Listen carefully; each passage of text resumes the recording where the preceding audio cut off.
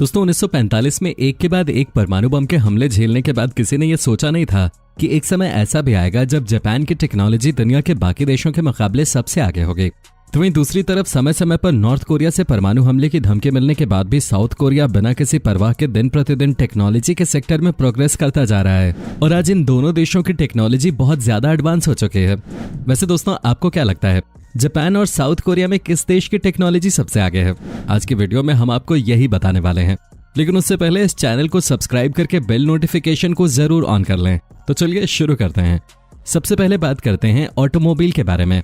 दोस्तों जहां एक तरफ जापान टोयोटा, होंडा, मित्सुबिशी और लेक्सस जैसी महंगी कार्स को अपने देश में मैन्युफैक्चर करता है, तो वहीं दूसरी तरफ साउथ कोरिया ह्यूंडई, किया और सैनयंग मोटर जैसी कार्स को बनाता है। इसमें साउथ कोरिया जापान से एक कदम आगे है, क्योंकि all over the world automobile में साउथ कोरिया की सेल जापान से ज्यादा है। दोस्तों अब हम आपको इन दोनों देशों के बुलेट ट्रेन के बारे में बताते हैं। जापान में बुलेट ट्रेन को शिनकानसेन कहा जाता है और यहाँ की बुलेट ट्रेन को दुनिया की सबसे तेज और सबसे सेफ बुलेट ट्रेन भी माना जाता है। यहाँ चलने वाली बुलेट ट्रेन की मैक्सिमम स्पीड 320 किलोमीटर है। इसके अलावा यहाँ की ट्रेन की सीट का आप मल्टीपल यूज कर सकते हैं, जैसे कि आप स्क्रीन पे देख पा रहे हैं। इसके अलावा दोस्तों यहाँ की कुछ ट्रेनें उल्टी भी चलती हैं। यकीन नहीं हो रहा तो खुद ही देख लीजिए। दोस्तों यहाँ की ट्रेन अगर टाइम से लेट हो जाती है तो ट्रेन मैनेजमेंट पैसेंजर्स को पैसे भी वापस करने के लिए तैयार रहती है। अब दोस्तों जापान है तो ये भी पॉसिबल है। वहीं अगर आप बात करें साउथ कोरिया की, तो यहाँ भी साउथ कोरिया जापान से एक कदम आगे है। यहाँ पर KTX सैनचियोन नाम की एक बुलेट ट्रेन है जो 330 किलोमीटर प्रति घंटे की रफ्तार से दौड़ती है। वैसे यहाँ की बुलेट ट्रेन को KTX कहा जाता है, यानी कि कोरियन ट्रेन एक्सप्रेस, जो कि अंदर से क्लासिक लुक देने के साथ ही पैसेंजर्स को शानदार एक्सपीरियंस करवाते हैं। दोस्तों अब हम आपको साउथ कोरिया के एक अलग कॉन्सेप्ट के बारे में बताते हैं, जिसका नाम है एयर टैक्सी। दोस्तों साउथ कोरिया ने अपने देश में पिछले साल नवंबर में 2 सीटर पैसेंजर ड्रोन्स को उड़ाना शुरू किया था। इसे खास तौर पर उन लोगों को दिमाग में रख के बनाया गया है जिनके पास समय की कमी होते हैं। आपको बता दें इसके लिए वहां पर जगह जगह मिनी हेलीपैड्स भी बनाए गए हैं।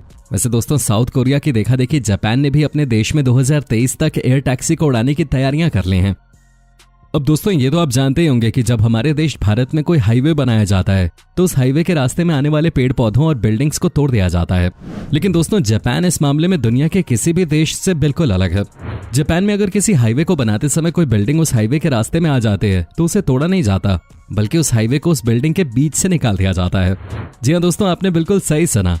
हो सकता है कि आपको हमारे इस बात पर यकीन ना हो, इसलिए हम आपको ये दृश्य सामने स्क्रीन पे दिखा रहे हैं। ये हाईवे इस बिल्डिंग के बीच से होती हुई जा रही है।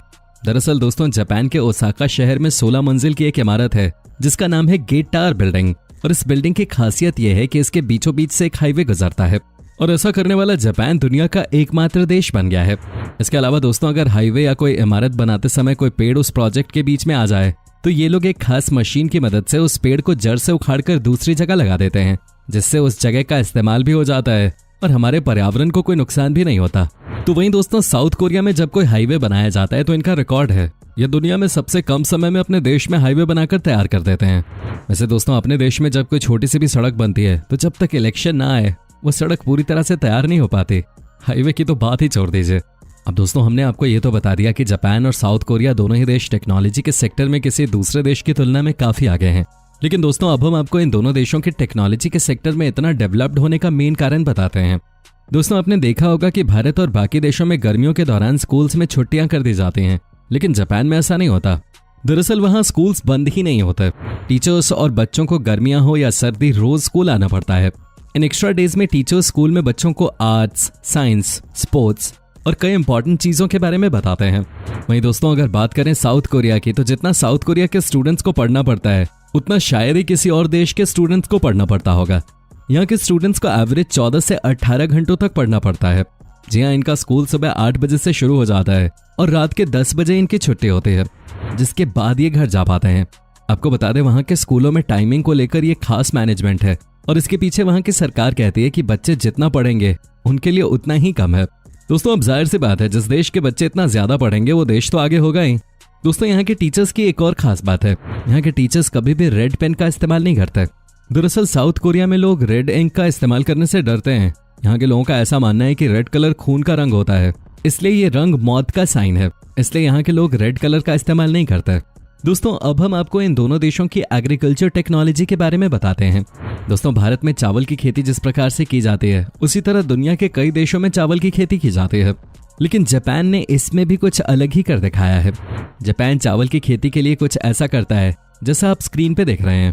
दरअसल ये जापानीज लोग सबसे पहले चावल को अलग उगा लेते हैं, फिर एक ट्रैक्टर में इनको रखा जाता है और ये अपने आप ही उगते रहते हैं। क्या प्रोसेस है यार। दोस्तों अब अगर बात करें साउथ कोरिया की, तो वहां पर खेती ट्रेडिशनल वे में ही की जाती है, लेकिन खेती के बाद उसमें छुपे हुए कीड़ों को मारने के लिए हेलीकॉप्टर का इस्तेमाल किया जाता है। आप देख सकते हैं कि कैसे इसमें दवा भरी जा रही है और उसके बाद उसे खेतों में छिड़का जा रहा है। इससे बहुत कम समय में खेती में काफी अच्छा रिजल्ट मिलता है। वैसे सच में यार टेक्नोलॉजी और समय बचाने के मामले में ये दोनों ही देश बहुत ज्यादा आगे हैं। दोस्तों अब हम आपको जापान की टेक्नोलॉजी का एक और शानदार नमूना दिखाते हैं। दोस्तों ये देखिए जापान का एक ऐसा पब्लिक टॉयलेट जो पूरा कांच का बना हुआ है और पूरा का पूरा ट्रांसपेरेंट भी है। लेकिन इसकी खास बात यह है कि जब आप इसके अंदर जाएंगे और इसे लॉक करेंगे तो ये ट्रांसपेरेंट ग्लास अपने आप नॉन ट्रांसपेरेंट ग्लास में बदल जाएगा। अब जापान है तो ये भी पॉसिबल है। अब दोस्तों जापान की बात हो रही है और वेंडिंग मशीन्स का नाम ना है, ऐसा कैसे हो सकता है। आपने कई वीडियोस में जापान की वेंडिंग मशीन्स के बारे में सुना होगा, लेकिन दोस्तों जापान दुनिया का पहला ऐसा देश है जहां की वेंडिंग मशीन्स में आपको कपड़े, जूते, अंडरगारमेंट्स और यहाँ तक के कॉन्डम्स भी देखने को मिल जाएंगे। और अगर आप कोई पपी खरीदने का प्लान कर रहे हैं तो वो भी आपको यहाँ की वेंडिंग मशीन्स में आसानी से मिल जाएगा। अगर आपको यकीन ना हो तो सामने खुद ही देख लीजिए। दोस्तों जापान सरकार का दावा है कि उनके देश में 50 लाख से ज्यादा वेंडिंग मशीन्स लगी हुई हैं। वैसे दोस्तों इसे आप कंट्री ऑफ वेंडिंग मशीन्स भी कह सकते हैं। अब दोस्तों साउथ कोरिया भले ही वेंडिंग मशीन्स वाले डिपार्टमेंट में जापान से पीछे रह गया हो, लेकिन अपनी इंटरनेट स्पीड के मामले में इसने जापान को भी आज पीछे छोड़ दिया है। दोस्तों ये तो आप जानते ही होंगे कि इस समय दुनिया का हर देश अपने यहाँ 5G इंटरनेट सेवा लॉन्च कर रहा है, लेकिन आपको जानकर हैरानी होगी कि साउथ कोरिया आज से लगभग 2.5 साल पहले यानी कि अप्रैल 2019 में ही अपने देश में 5G इंटरनेट सेवा लॉन्च कर चुका है। और सबसे पहले 5G इंटरनेट लॉन्च करने वाला ये उस समय दुनिया का पहला देश था। दोस्तों वैसे तो साईफाई डोर्स आपने मूवीज में देखे होंगे जो अपने आप खुल जाते हैं, लेकिन आपको बता दें कि वो सब मूवीज में कंप्यूटराइज्ड होता है, लेकिन दोस्तों जापान ने इस तकनीक को रियलिटी में करके दिखाया है। दरअसल जापान ने नेक्स्ट फेस्ट ईटैफ नाम का एक ऑटोमेटिक डोर लॉन्च किया है जो अपने आप खुल जाता है। लेकिन हैरान करने वाली बात यह है कि ये डोर आपके शरीर के शेप के अकॉर्डिंग अपने आप खुलता है। दोस्तों इसके अलावा जापान ही दुनिया का एकमात्र ऐसा देश है जहां पर मुस्लिम लोगों को नागरिकता नहीं दी जाती, और वहीं ये एक ऐसा देश भी है जहां पर ऐसा कभी नहीं हुआ कि किसी मुस्लिम देश के प्रधानमंत्री या किसी बड़े मुस्लिम नेता ने इस देश में यात्रा की हो। आपको बता दें कि ये देश इस्लाम के प्रति कोई रुचि नहीं रखता। यहाँ पर शिंटो और बौद्ध धर्म के लोग रहते हैं। वहीं अगर बात करें साउथ कोरिया की, तो वहां पर प्रोटेस्टेंटिज्म, कोरियन बुद्धिज्म और कैथोलिसिज्म जैसे रिलीजन्स में लोग विश्वास रखते हैं। तो दोस्तों ये है साउथ कोरिया और जापान के बीच एक मिनी कंपैरिजन। आपको क्या लगता है जापान और साउथ कोरिया में से कौन सा देश ज्यादा डेवलप्ड है? हमें नीचे कमेंट करके जरूर बताएं। वीडियो पसंद आई हो तो वीडियो को लाइक करके अपने दोस्तों के साथ जरूर शेयर करें, और ऐसी ही वीडियोस के लिए इस चैनल को सब्सक्राइब करके बेल नोटिफिकेशन को भी ऑन कर लें। धन्यवाद।